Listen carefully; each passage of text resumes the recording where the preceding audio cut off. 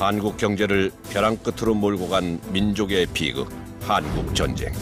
산업시설은 모두 파괴돼 온 국토는 처참한 폐허로 변했다. 하지만 전쟁의 폐허를 딛고 세계 10대 경제 대국으로 일어나기까지 반세기라는 시간이면 충분했다. 한강의 기적, 그 중심에 그들이 있었기 때문이다. 박정희 대통령이라는 그런 분, 그다음에 정주영 회장이라는 정말 아주 걸출한 기업가, 이병철 회장이라는 또 하나의 다른 걸출한 기업가, 이런 세 분이 우리 경제 발전 초기에 우리나라에 동시대에 가지고 있었다는 것은 저는 우리 민족의 행운이라고 생각합니다. 외모도 성격도 경영 방식도 너무 달랐지만 조국 근대화의 꿈 하나만큼은 같았던 두 사람.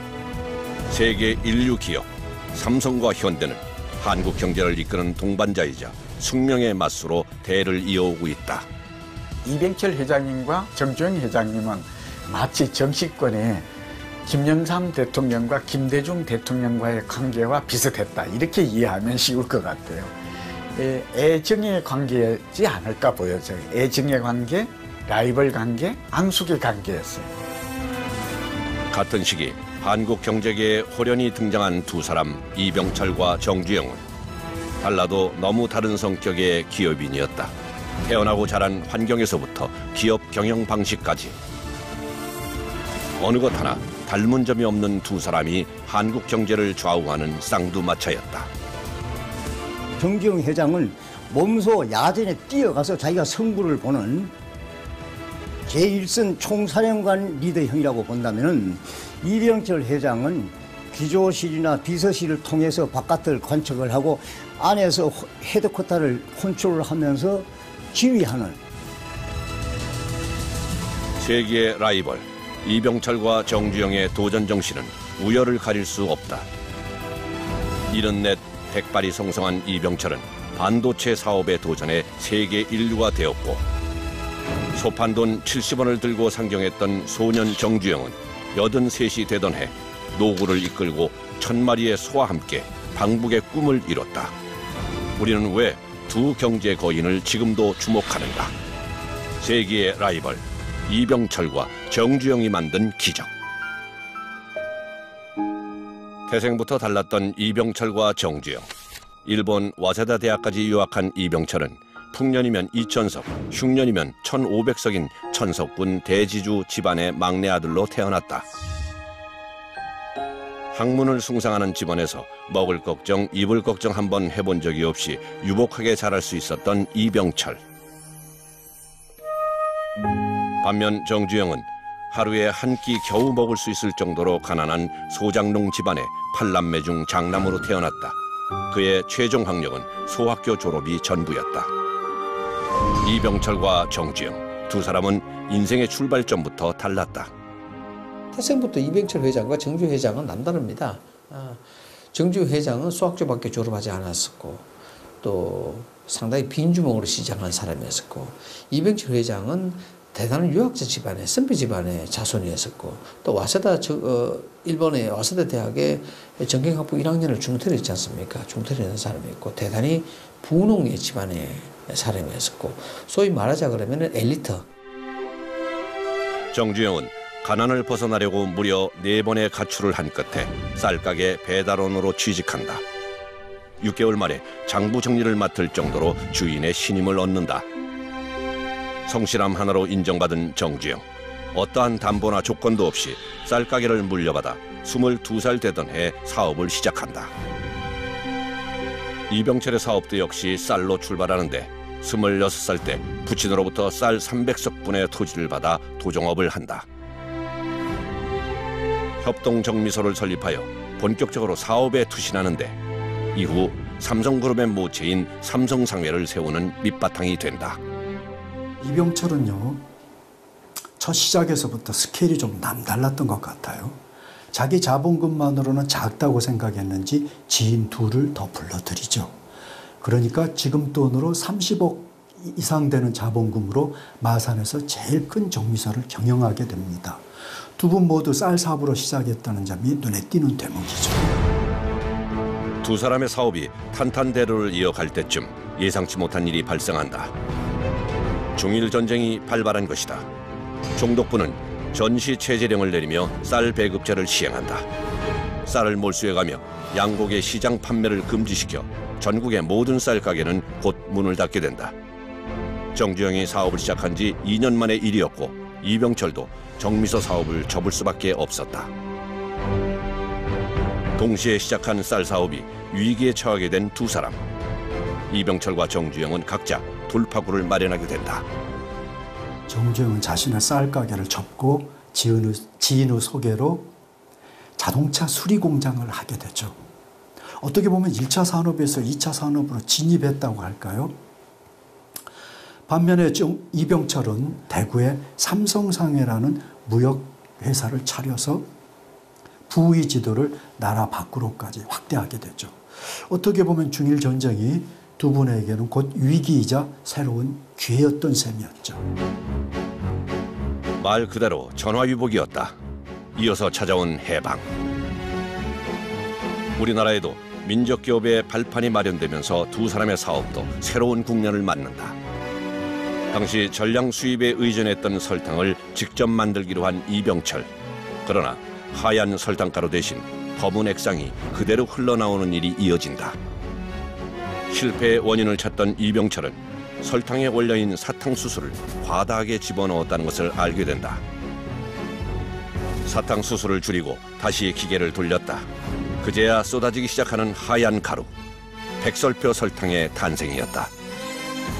최초의 한국산 설탕은 수입 설탕에 의존해왔던 식생활을 개선하며 날개 돋친 듯 팔려나간다. 핀손 쥐고 내려갔는데 부산에서 1년 만에 기업을 17배로 키우고 그 이듬해 제일재단과 제일모직을 연달아 설립하면서 재계 랭킹 김현수 다 제치고 1위로 올라갑니다. 그 이후로 50년 반세기 동안 단 한 번도 1위 자리를 내주지 않아요. 비슷한 시기 정주영은 현대건설의 모태인 현대토건설을 세우고 한국전쟁 이후 무너진 건물과 도로 복구 사업을 벌이고 있었다. 1952년 미국 대통령 아이젠하워는 한국 방문을 결정한다. 그의 방문이 예정된 유엔군 묘지는 전시 상황이라 흙바닥 그대로 황량한 상태. 미군은 대통령이 방문하기 전에 묘지를 정비하고 싶어 했다. 그러나 한겨울에 푸른 잔디를 심는 일은 누가 봐도 불가능한 일이었다. 하지만 이 상황이 가능해 보이는 유일한 한 사람이 있었다. 바로 정주영. 겨울에도 푸른 보리밭을 떠올린 것이다.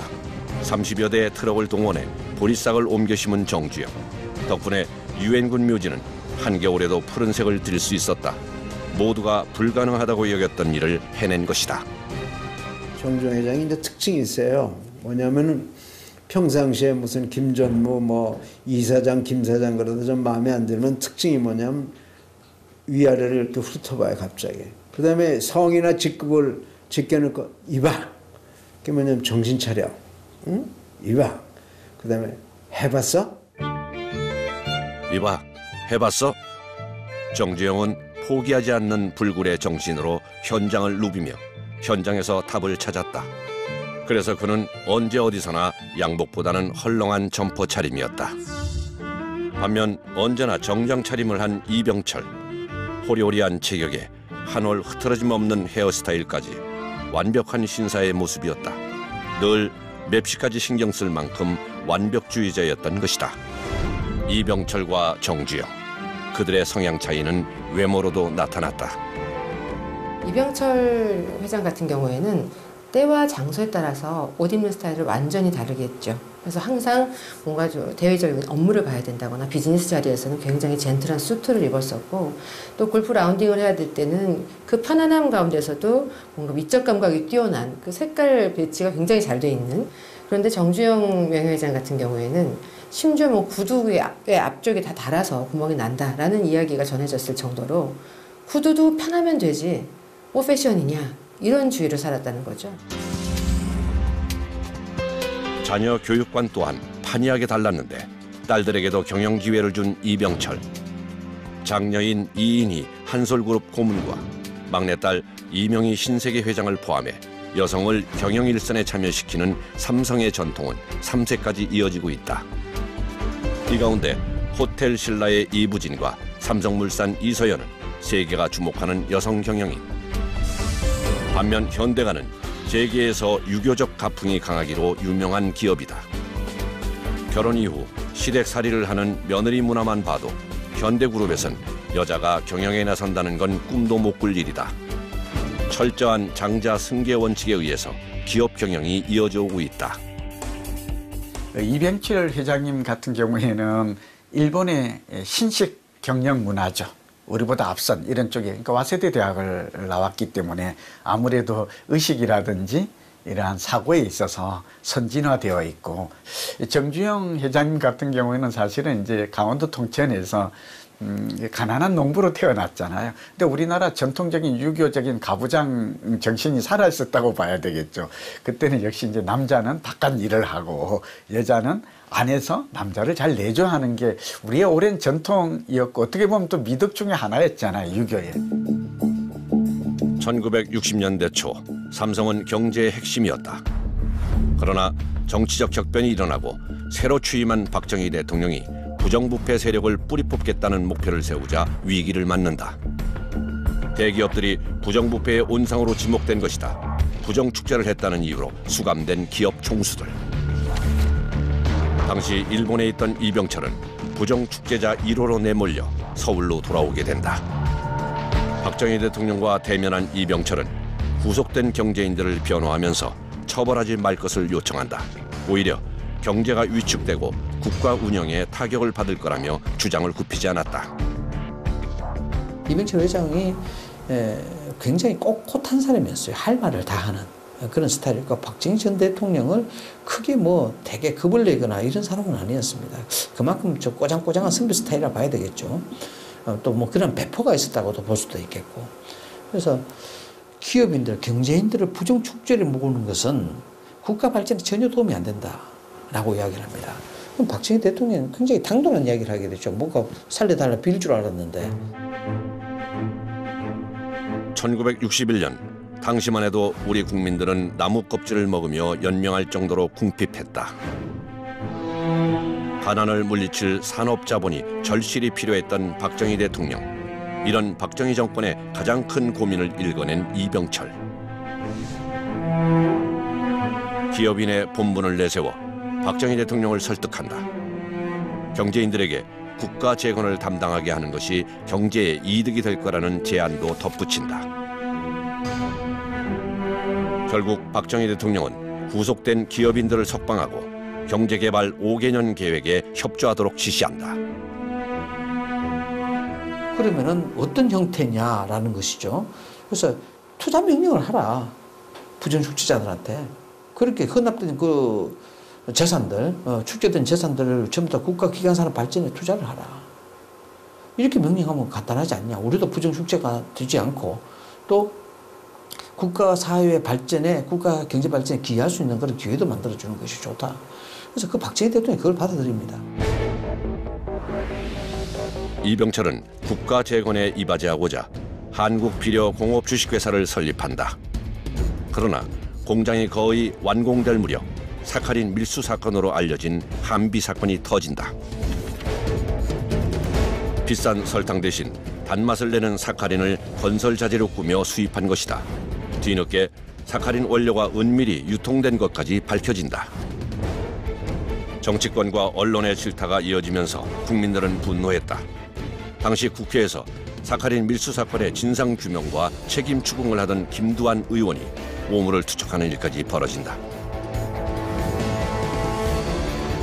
결국 한국 비료 상무였던 이병철의 차남은 구속되고 주식은 몰수당하게 된다. 궁지에 몰린 이병철은 한국 비료를 국가에 헌납하고 재계 은퇴를 선언한다. 박정희 대통령은 사카린 밀수 사건이 났을 때는 이병철 회장이 도덕적으로 결함이 대단히 크다 이런 식으로 해가 털어진 거 아닙니까? 그리고 사카린 밀수 사건을 처리하는 과정에 이병철 회장 집안에도 큰 변화가 일어난 겁니다. 그 당시에는 이병철 사장, 차남 이창희 씨 상무 뭐 이런 관계였는데 이창희 둘째 아들이 구속이 되고. 반면 정주영은 정권의 힘을 얻어 사업의 탄탄대로를 걷기 시작한다. 1960년대 중반 박정희 대통령은 서울과 부산, 한구의 종축을 연결하는 경부고속도로 건설 계획을 세워 직접 건설 추진위원장을 맡는다. 당시 한국 경제의 수준으로는 타당성 없는 공사라는 의견이 대다수였지만 정주영은 이 제안을 받아들인다. 정주영은 공사 기간 동안 대부분의 밤낮을 현장에서 보내며 열정을 쏟는다. 그 결과 경부고속도로는 온갖 역경을 극복하고 가장 짧은 기간에 가장 저렴한 비용으로 건설된 세계 기록까지 세우며 오늘날 산업 발전의 토대를 마련한다.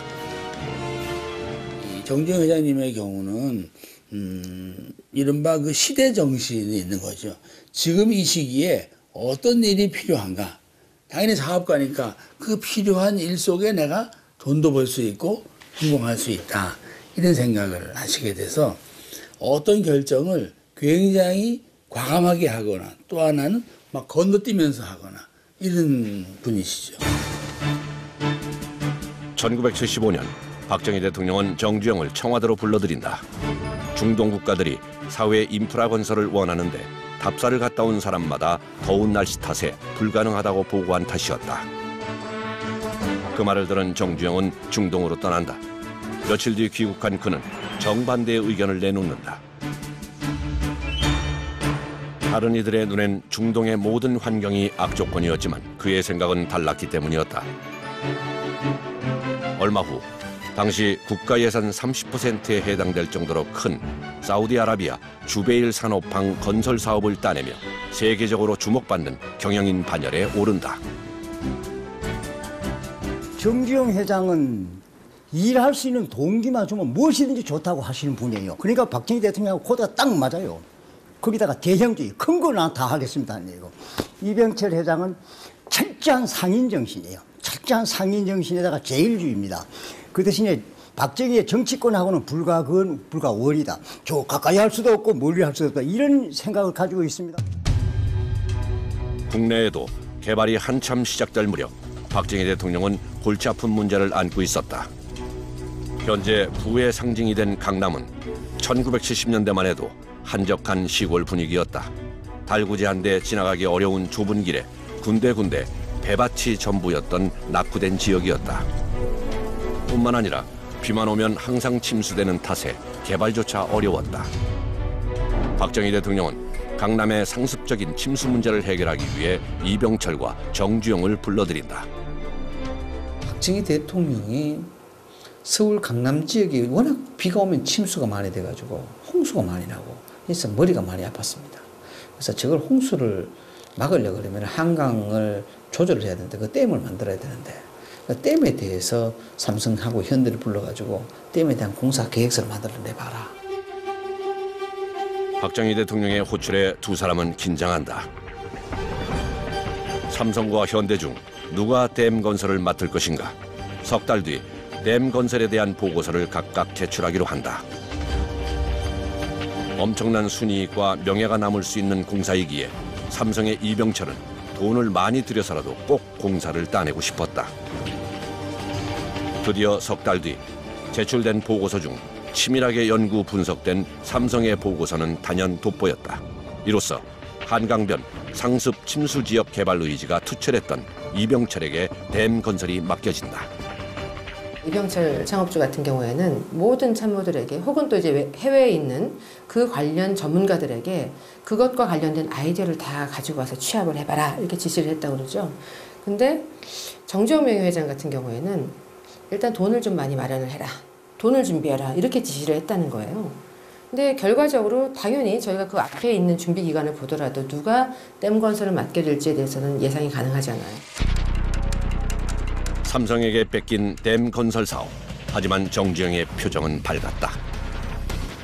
삼성에서 댐을 짓게 되면 강남은 앞으로 침수 지역에서 벗어날 수 있다는 것에 주목한 정주영. 게다가 강남과 강북을 연결하는 다리가 놓였을 때 그 가치까지 이미 계산을 끝낸 상황. 실제로 침수 걱정 없어진 강남을 잇는 제3한강교가 지어졌고 미개발 지역이었던 강남은 하루가 다르게 변해갔다. 강남의 노른자 땅을 미리 사들였던 정주영. 지금의 코엑스 무역센터와 현대백화점이 들어서게 된 것은 당시 정주영의 선견지명 때문이었다. 댐을 공사하게 되면은 강남이 물에 잠기지 않고 비옥한 땅이 될 것이다. 그러면 나는 그 돈으로 땅을 사는 게 낫다. 그래서 생긴 게 무역센터하고 현대백화점 등등입니다. 근데 어느 게 맞을까요, 이게? 1983년 한국 경제사에 한 획을 그은 삼성이 갈림길에 서게 된다. 반도체 사업에 승부수를 던진 이병철, 그의 나이 74이었다. 누가 뭐래도 반도체를 밀고 나가겠소. 해외에서는 이병철을 과대망상증 환자에 비유할 정도로 당시 반도체 사업을 바라보는 시각은 회의적이었다. 하지만 이병철의 선택은 빛을 발하게 된다. 20년은 좋게 걸릴 거라던 모두의 예상을 뒤엎고 반도체 사업에 뛰어든 결과 개발한 그해 수출까지 해내고야 만다. 반도체는 소비재 사업 유지였던 삼성의 기업 체질을 완전히 바꾸어 글로벌 기업으로 나아가게 한다. 반도체 산업에 집중하고 연구개발의 모든 역량을 집중하면서 결국은 삼성그룹의 기업 문화가 크게 바뀌게 되는데 결국 두 가지죠. 하나는 마누라와 자식 빼고는 다 바꾸어라. 그리고 빠른 의사결정, 속도 경영을 주창하게 되는 것이죠. 이걸 계기로 해서 결국 반도체 산업도 세계에서 우뚝 서는. 그렇다면 반도체 불모지에서 이병철이 성공을 거두는 것을 지켜본 정주영의 기분은 어땠을까? 실은 정주영도 반도체에 관심을 갖고 있었다. 하지만 그 즈음 갑작스러운 사고가 생긴다. 정주영 회장의 후계자였던 정몽필이 교통사고로 세상을 떠난 것이다. 장남을 잃은 슬픔을 뒤로하고 그 이튿날부터 업무를 시작했을 만큼 정주영의 반도체를 향한 열정도 뜨거웠다. 점점 자동차 산업이라든가 조선이라든가 여타 산업도 결국은 전자산업, 첨단 산업이 여기에 붙지 않으면 안 된다. 그리고 첨단 산업의 핵심이 뭐예요? 반도체가 정확하지 않습니까? 그거를 내다본 거죠. 반도체 사업을 하기 전에 이병철을 만나 사업 전망을 물은 정주영. 하지만 이병철은 정주영을 견제한다. 매사 불도저처럼 밀고 나가는 그가 반도체 사업에 뛰어드는 게 못마땅했던 것이다. 이병철에게 자극받은 정주영은 G사의 잭 웰치 회장을 무작정 찾아간다. 정주영은 현대에서 반도체를 개발하는데 투자해 줄 것을 요청하지만 거절당한다. 이때 잭 웰치에게 팔씨름으로 단판 짓자고 제안한 정주영. 20살이나 어렸던 잭 웰치는 정주영 특유의 호기에 반하게 되고 투자를 결정한다. 그 후 현대는 반도체 개발에 성공하고야 만다. 삼성은 현대의 1위를 인정을 하지 않고 현대는 삼성 1위를 인정하지 않고 그래서 굉장히 불평한 1등 라이벌 관계였습니다만은 그것이 결국은 또 우리 경제 발전하는 과정에 경쟁을 통해서 성부욕을 불태우는 그런 시너지 효과? 그런 식으로 긍정적으로 평가할 수 있을 것 같아요. 숙명의 적으로 때론 동지로 반세기의 시간을 함께 걸어온 한국 경제의 쌍두마차 이병철과 정주영. 정주영 회장보다 5살이 더 많았던 이병철 회장. 암에 걸려 쇠약해진 몸으로 거동이 불편했음에도 불구하고 정주영의 고이연의 걸음을 한다. 이병철은 정주영에게 백자를 선물한다. 그들도 인간이었기에 때로 갈등하고 반목했던 세월. 그 순간 두 사람의 해묵은 갈등은 녹아내렸다. 무엇보다도 오늘날 글로벌 코리아를 만드는데 1등 공신이었다. 그렇게 볼 수 있죠. 그 두 분은 특별히 자기 브랜드에 대해서 애착이 강했습니다. 삼성, 현대. 그것이 하나의 그 기업의 이미지를 넘어서 한국의 이미지와 이렇게 오버랩하는 그런 오늘의 이런 공로를 보면 이 두 분의 큰 공이라고 생각이 들고 한국 경제의 두 거목, 이병철과 정주영, 정주영과 이병철. 경제가 어려워지고 경영권 승계를 둘러싼 이전 투구에 눈살이 찌푸려지는 현실 속에서 간절히 생각나는 영원한 라이벌. 불굴의 도전 정신으로 동시대를 함께 살았던 두 사람. 아산 정주영과 호암 이병철. 두 사람이 걸어온 반세기의 길은 대한민국의 현재이고 미래였다.